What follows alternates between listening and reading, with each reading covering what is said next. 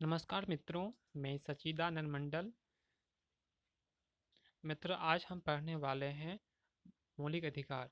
मौलिक अधिकार क्या है? तो मित्रों, मौलिक अधिकार को जानने से पहले हम जानेंगे अधिकार क्या है। तो मित्रों, अधिकार वह मांग है जिसे समाज स्वीकार करता है और राज्य लागू करता है। अब बात करते हैं हम मौलिक अधिकार के बारे में। मित्रों, मौलिक अधिकार को मूल अधिकार भी कहते हैं। मौलिक अधिकार वह अधिकार होता है जो व्यक्ति के व्यक्तित्व के सर्वांगीण विकास के लिए संविधान या राज्य द्वारा प्रदान किया जाता है। अब आगे बात करते हैं कि मानव अधिकार क्या है। मानव को मानव होने के नाते जो अधिकार प्राप्त है वह मानव अधिकार कहलाता है। मित्रों, ये मौलिक अधिकार संविधान के भाग 3 और अनुच्छेद 12 से 35 के बीच उल्लेख है। मित्रों, संविधान के भाग 3 को भारत का मैग्ना कार्टा की संज्ञा दी गई है, क्योंकि 1215 में इंग्लैंड के राजा किंग जॉन द्वारा वहाँ की जनता को जो अधिकार दिए गए थे, यहाँ पे ये अधिकार से संबंधित है। मित्रों, यदि मूल संविधान में 7 प्रकार के मौलिक अधिकार वर्णित हैं, लेकिन 44वां संविधान संशोधन 1978 से संपत्ति के अधिकार को हटाकर इसे संविधान के भाग 12 में अनुच्छेद 300 ए अनुच्छेद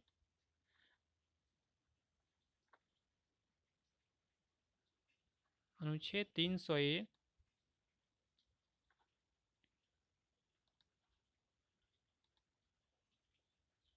अनुच्छेद 300 ए में रखा गया है।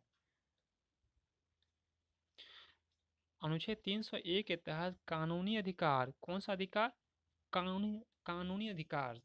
पहले ये था मौलिक अधिकार, अब इसे बना दिया गया क्या? कानूनी अधिकार। तो इस प्रकार यदि देखें तो अभी वर्तमान में कुल 6 प्रकार के मौलिक अधिकार यानी कि मूल अधिकार नागरिकों को प्रदत्त हैं, प्राप्त हैं। क्या क्या है, बात कर लेते हैं। मित्रों, सबसे पहले आता है समानता का अधिकार। समानता का अधिकार अनुच्छेद 14 से 18 के बीच है। उसके बाद आता है स्वतंत्रता का अधिकार, जो अनुच्छेद 19 से 22 के बीच है। उसके बाद है यहाँ पे शोषण के विरुद्ध विरुद्ध अधिकार, अनुच्छेद 23 और 24। इसके बाद धार्मिक स्वतंत्रता का अधिकार, अनुच्छेद मिस्टेक यहाँ हुआ है, 25 से 28 के बीच।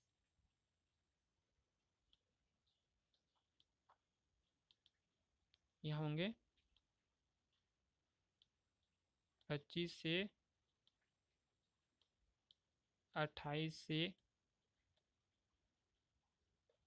25 से 28 के बीच। इसके बाद जाके यहाँ पे संस्कृति एवं शिक्षा संबंधी अधिकार, अनुच्छेद 29 और 30। लास्ट में यहाँ पे है संवैधानिक उपचारों का अधिकार, अनुच्छेद 32। अनुच्छेद 32 को अंबेडकर जी ने मौलिक अधिकार की आत्मा कहा, आत्मा एवं हृदय कहा। अब मित्रों, बात करते हैं मौलिक अधिकार की विशेषता के बारे में। मौलिक अधिकार की विशेषता क्या है? पहली विशेषता यहाँ पे ये आता है कि इनमें से कुछ सिर्फ नागरिकों के लिए हैं। क्या है? कुछ सिर्फ नागरिकों के लिए हैं, जबकि कुछ अन्य सभी व्यक्तियों के लिए उपलब्ध हैं, चाहे वे नागरिक,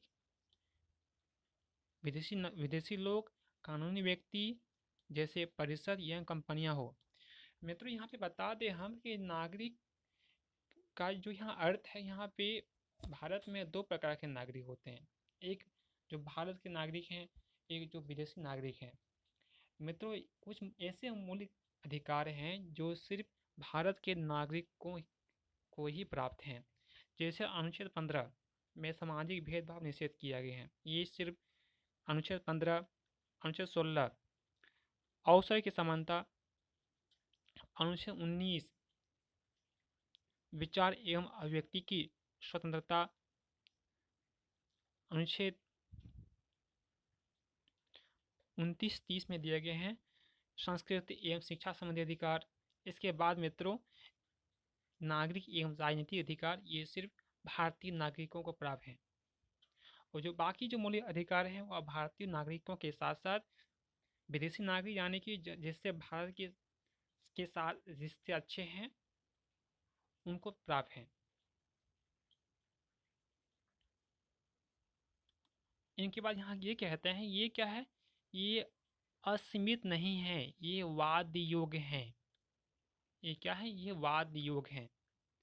राज्य उन पर युक्ति युक्त प्रतिबंध लगा सकता है, हालांकि यह कारण उचित है या नहीं इसका निर्णय अदालत करती है। इस तरह ये व्यक्तिगत अधिकारों एवं समाज के बीच संतुलन कायम करते हैं। यह संतुलन व्यक्तिगत स्वतंत्रता एवं सामाजिक नियंत्रण होता है। मित्रों यहाँ पे जो हमें अनुच्छेद 19 में जो राइट मिले हैं विचार एवं व्यक्ति की स्वतंत्रता, इसमें राष्ट्र की एकता अखंडता को ध्यान में रखते हुए इसमें सरकार इसमें जाके कुछ प्रतिबंध लगाते हैं।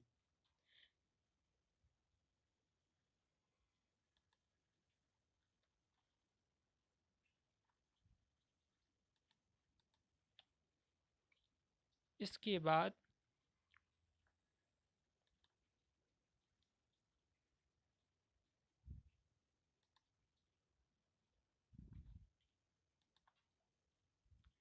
वे सभी प्रकार के एक पक्षीय निर्णय के विरुद्ध उपलब्ध हैं, हालांकि उनमें से कुछ निजी व्यक्तियों के खिलाफ भी उपलब्ध हैं।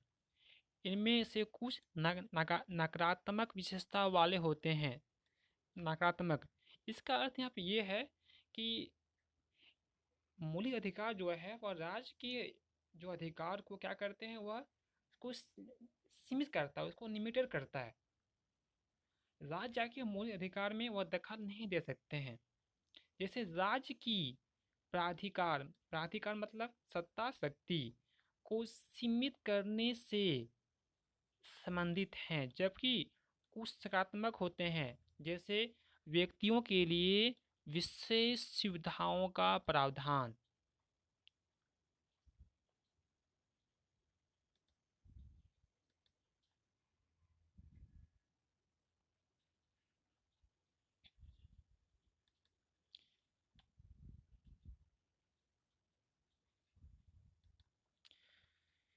नंबर 5, ये न्यायोचित हैं। यह व्यक्तियों को अदालत जाने की अनुमति देते हैं जब भी इनका उल्लंघन होता है। जब भी जाके किसी व्यक्ति का अगर मूल अधिकार का हनन होता है तो वह अदालत जा सकते हैं। ये न्यायोचित है, ये इसका हम न्याय में लेके इस कोर्ट में लेके हम जा सकते हैं। सुप्रीम कोर्ट जाएंगे अनुच्छेद 32 के तहत और जाके हाई कोर्ट जाएंगे अनुच्छेद 226 के तहत। इसके बाद इन्हें उच्चतम न्यायालय द्वारा गारंटी व सुरक्षा प्रदान की जाती है। इन्हें उच्चतम न्यायालय द्वारा गारंटी व सुरक्षा प्रदान की जाती है। इसलिए कहा गया है कि उच्चतम न्यायालय को मौलिक अधिकार का अभिभावक कहा जाता है। हालांकि पीड़ित व्यक्ति सीधे उच्चतम न्यायालय जा सकता है। यह आवश्यक नहीं है कि केवल उच्च न्यायालय के खिलाफ ही वहां अपील को लेकर जाया जाए। इसके बाद यह अस्थायी नहीं है, मतलब अस्थायी है। संसद में कटौती या कमी कर सकती है, लेकिन संशोधन के तहत ना कि साधारण विधि द्वारा संशोधन के तहत। विशेष संशोधन के तहत। यह सब संविधान की मूल ढांचे को प्रभावित किए बिना किया जा सकता है। मूल ढांचे, जो कि केशवानंद भारती बनाम केरल राज्य के मामले में मूल ढांचे शब्द का आया था उल्लेख।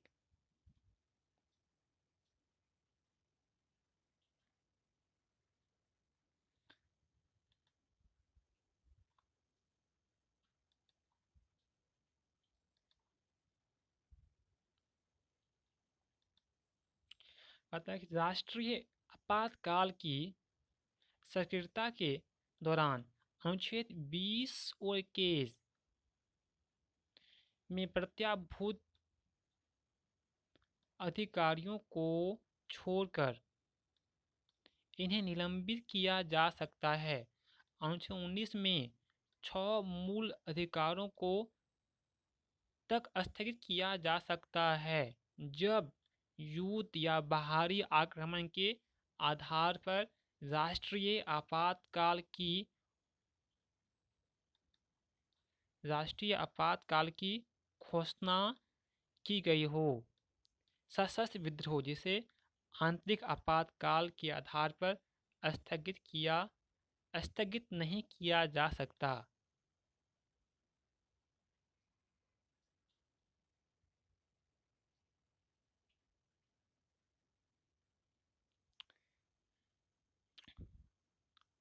पॉइंट 9 अनुच्छेद 31 को में कहता है, संपत्ति आदि के अधिग्रहण कानून की रक्षा द्वारा उनके कार्यान्वयन की सीमाएं हैं। अनुच्छेद ख कुछ अधिनियम और नियमों का विधि मानकीकरण 9वीं अनुसूची में शामिल किए गए हैं। 9वीं अनुसूची मित्रों, ये जो 9वीं अनुसूची है, इसमें सरकार जो कानून बना के इसमें जिन मौलिक अधिकारों को इसमें रख दे, तो वह जो मौलिक अधिकार हैं वह उसे हम लेके कोर्ट में नहीं जा सकते हैं। अनुच्छेद 31 ग कुछ निर्देशक तत्वों को प्रभावित करने वाली विधियों को व्यावृत्ति आदि सशस्त्र बलों, अर्ध सैनिक बलों, पुलिस बलों, गुप्तचर संस्थाओं, ऐसी ही संस्थाओं से संबंधित सेवाओं के क्रियान्वयन पर संसद प्रति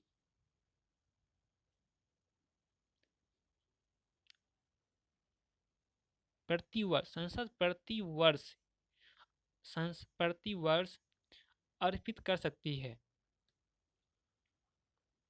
अनुच्छेद 33 के तहत 11 ऐसे इलाकों में इनका क्रियान्वयन रोका जा सकता है जहां फौजी कानून यानी कि मार्शल लॉ, फौजी कानून का मतलब है सैन्य शासन, और सामान्य परिस्थितियों में लगाया जाता है। ये अनुच्छेद 34 में कहा गया है। ये जो होते हैं वह राष्ट्रीय आपातकाल से भिन्न है। इसके बाद देखा जाए 12 में, तो यहाँ पे ये कहता है, इनमें से ज़्यादातर अधिकार स्वयं परिवर्तित हैं, जबकि कुछ कानून की मदद से प्रभावी बनाया जाता है। ऐसा कानून देश की एकता के लिए संसद द्वारा बनाया जाता है, न कि विधानमंडल द्वारा। संसद जो कि इस केंद्र में है, और विधानमंडल राज्यों में होते हैं। ताकि संपूर्ण देश में एकता बनी रहे, ये अनुच्छेद 35 में कहा गया है। जय हिंद, धन्यवाद मित्रों।